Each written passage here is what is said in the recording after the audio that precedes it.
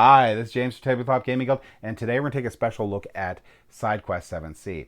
Now, SideQuest 7C is going to be published by Board and Dice Games, and they are going to be the creators of Teotihuacan, I can't say that name right, also Nucleum, and games like that. So they're normally going to come out with really nice strategy board games with like a Euro-ish theme to it, worker placement.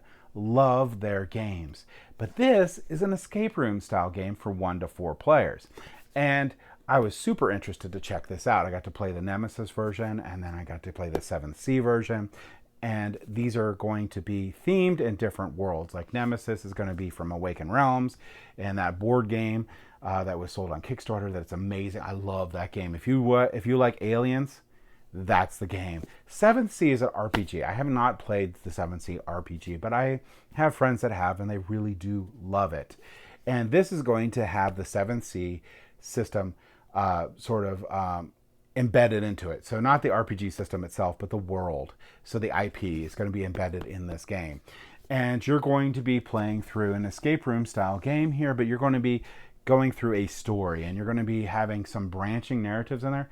Not a whole lot, but there are different endings. So there's going to be a bit that you're going to have to puzzle solve in here, and it has a really neat system for doing that. That's pretty straightforward, really well done in that area. In fact, all the rules here, you don't have a rule book. You're just going to open this box and go to town. You're just going to make sure your deck's in order, and then you're going to go through. It's going to show you how to set up the game. It's going to show you how the mechanics work. And basically all that could be fit in probably under a sheet of paper. So it's very intuitive for the rules, and it works well with this type of way of like rule bookless style game. Now, the game itself, like a lot of escape room style games, does fall into that little bit of some of the things that you run into are probably not as intuitive as the designers thought it should be.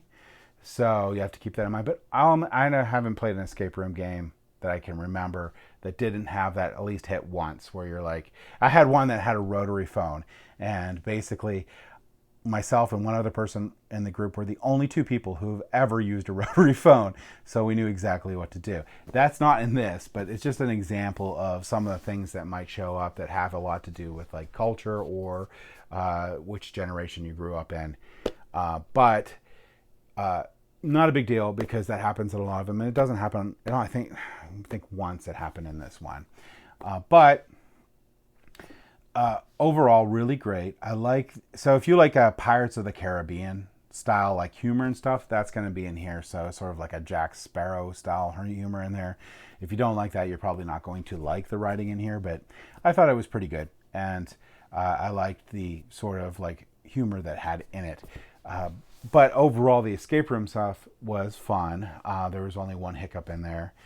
But in general, really good. It also comes with a hint book too. So if you run into that and you're just like, no one knows what's happening, it has a hint book, and you can go in the hint book, and some of them are tiered in there. So it gives you a hint, and you can keep on going. You get a hint, you keep on going, it gives you the answer, and you can just move along. Now, a lot of people think or ask me when they put for these escape room games, are they replayable? Well, no. I haven't had an escape room game that's really replayable, but it depends on what your definition of replayable is. Is this replayable to you? Well, you know all the answers to all the puzzles and know how to get the answers, so really no. Is this game destroyed when you play it? No. Can you introduce this to other people? Sure. Could you put this on your bookshelf and play it in 5 years or whatever when you forget about it? Yeah. This game, I love when the escape room style games are not destroyed when you play them. I do play some of them that get destroyed while you play them, and I do enjoy them, and they're generally going to be in a lower price point, like really bad components. This has really great components, and for escape room game, really high quality. I like that a lot, and I really enjoy this, and I would love to watch other people play. Like we have a game night and be like, well, you know what, I'm not feeling and playing, but I would love for you guys to play 7C. This would be a great way to do that. So I do like it. I do like the fact that you don't destroy it when you play it. I do like the component quality in the game. And if you like escape room games, I really would highly recommend checking out the side quest line in there.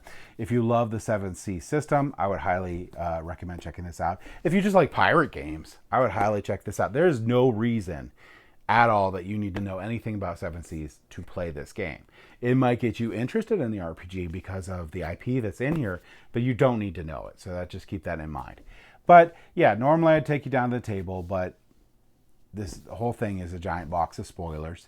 You just know that there's not anything that you need to know other than it's an escape room game, and you just immediately start playing the game.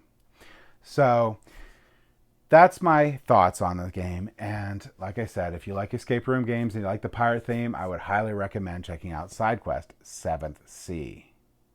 Thank you for watching.